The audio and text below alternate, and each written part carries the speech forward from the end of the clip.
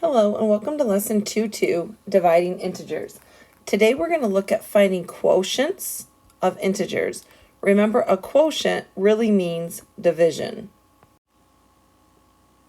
Just like multiplying integers with the same sign, when we are dividing integers that have the same sign, then we know that the sign of the quotient is going to be positive. So notice I have a positive 8 being divided by a positive 2, my answer is going to be positive. If I have a negative 8 being divided by negative 2, my answer will also be positive. Likewise, if we're dividing integers that have different signs, then we know that the quotient is going to be negative. So it doesn't matter if the first number is negative or the second number is negative, my quotient will always be negative. So here I have a positive 8 divided by a negative 2. Notice how that gives me a negative 4.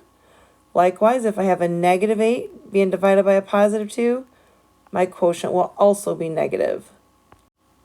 Now, another thing I would like to point out is up here we have this little reminder that says if you divide by 0, the solution is going to be what we call undefined.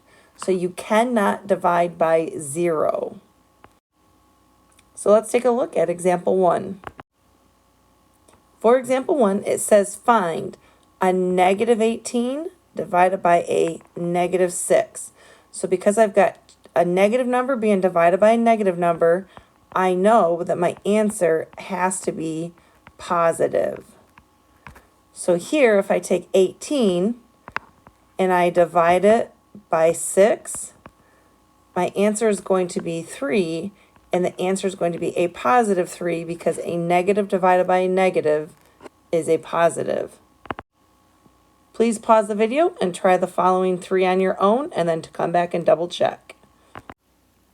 So for number 1, I have a positive 14 divided by a positive 2. So that should give me a positive 7. Number 2 says I have a negative divided by a negative. Well, negative divided by a negative is a positive, and 32 divided by 4 will give me a positive 8. Likewise, for number 3, I have a negative being divided by a negative, so my answer will be positive, and 40 divided by 8 is going to give me 5. Now let's take a look at example 2. For part A, we have a positive number being divided by a negative, so I know that whenever I have a positive and a negative and I'm dividing, my overall answer is going to be negative, and 75 divided by 25 is going to give me 3, so my solution then is a negative 3.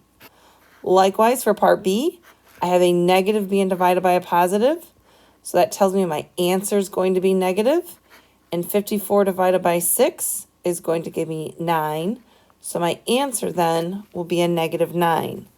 Now, one thing I do want to point out over here, okay, is notice in this little box down here, it says if A and B are integers and you have something written as a negative and then it says A over B, you can actually treat this as either a negative A being divided by B, or you can make that a positive A and divide that by a negative B. So it does not matter where you put that negative, whether it be in the numerator or the denominator, but one of the two numbers will be negative. Please take a quick second and try this example on your own. For number 4, we have 0 divided by a negative 6.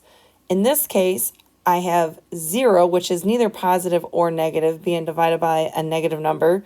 0 divided by any number will always give me 0. And keep in mind, 0 does not have a positive or a negative sign on it, so I can just leave the answer as 0. Number 5, I have a negative being divided by a positive, so I know my overall answer will be a negative, and 49 divided by 7 will give me 7, so my answer will then be negative 7.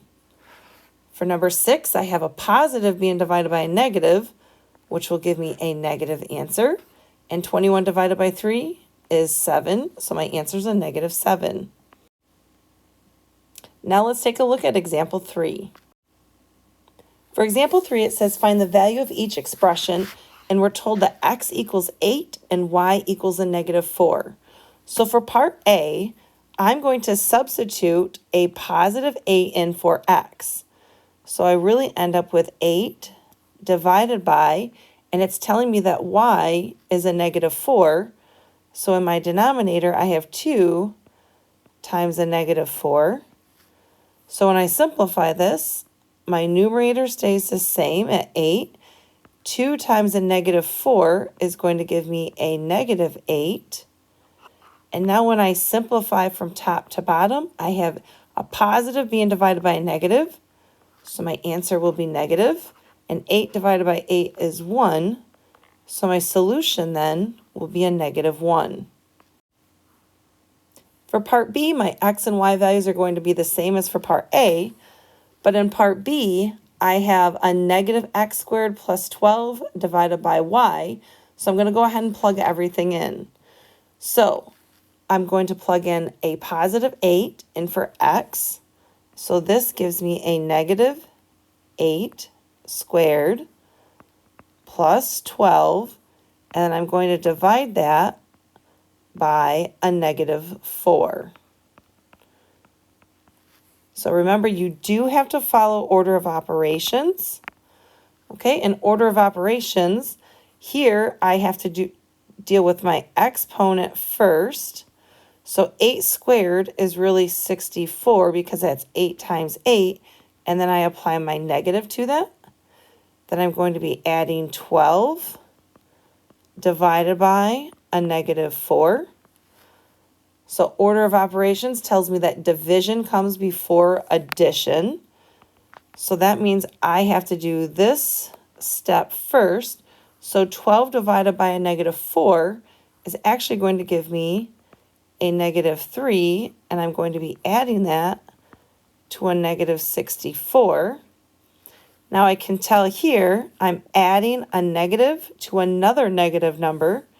So I know that when I add two negatives numbers, I'm going to treat this as an addition problem of 64 plus 3, which is 67. And because both of them are negative, I'm going to apply the negative. So my overall answer then is a negative 67. Please take a quick second to try these on your own and then come back and double check your answer. So for number 7, A is going to be a negative 18. So I have negative 18 being divided by B, which is a negative 6. And here I have a negative being divided by a negative, which gives me a positive. So 18 divided by 6 will give me a positive 3. For number 8, I'm going to plug in a negative 18. And for A, I'm going to add 6 to that. And then I'll divide by 3. So negative 18 plus 6, that's really like saying 18 minus 6, which is 12. 18 is the bigger number of the two, so I'm going to apply the negative, and I'll be dividing that by 3. And my final answer then is a negative divided by a positive, which is negative, and 12 divided by 3 is 4. So my answer then is a negative 4. For number 9, I have a b squared divided by a. So here I'm going to be plugging a negative 6 in for b. So because I'm plugging a negative number in for a positive b, that's really going to become a negative 6. We're going to square that, and we're going to divide that by a negative 18. And then I'm going to be adding 4 to my answer. Well, notice here I have parentheses around the negative. So a negative 6 times a negative 6 is really going to be a positive 36, and we're dividing that by a negative 18, and then we're going to add 4 to that. So a positive 36 divided by a negative number is going to give me a negative value, and 36 divided by 18 is a negative 2, and I'm going to add that to 4, and that will give me a positive 2. And for my final step, or final problem, it says which expression does not belong with the other three. So when I look at this here, The first one here says 10 divided by negative 5. So I have a positive divided by a negative, which should give me a negative. Negative 10 divided by 5, I have a negative divided by a positive, which is also a negative. For negative 10 divided by negative 5, I have a negative being divided by a negative, which will give me a positive. And for this last one, it says a negative 10 divided by 5. Remember, this negative here can really go either to the top or to the bottom, but either way, it's a positive being divided by a negative or a negative being divided by a positive, so my answer will be negative. So that tells me that this negative 10 being divided by negative 5 is the one that doesn't belong, because you have two negative numbers being divided by, or a negative number being divided by a negative number, which will give you a positive. And for our last example, we have example 4. And this example says, you measure the height of the tide using the support beams of a pier. What is the mean hourly change in height?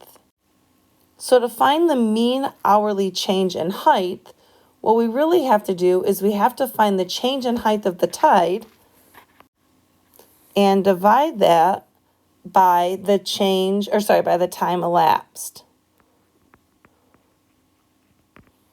Okay, so to find a change, this is where we're going to have to think about our keywords, and change means we're going to subtract. So we're going to do our final height, which notice up here, our final height occurs at 8 p.m. and we're at 8 inches. So we're going to go 8 inches and we're going to subtract our initial height, which occurred at 2 p.m. and that was 59 inches. And from 2 to 8 p.m., 2 to 8 p.m., I really have 8 minus 2, or I end up with a negative 51 divided by 6 hours. And 51 divided by 6, if I simplify this, is going to give me a negative 8 and 1/2 inches per hour. So that tells me in the tide, my water level is dropping 8.5 inches per hour. Please let me know if you guys have any questions. Otherwise, have a great day, and I will see you in class.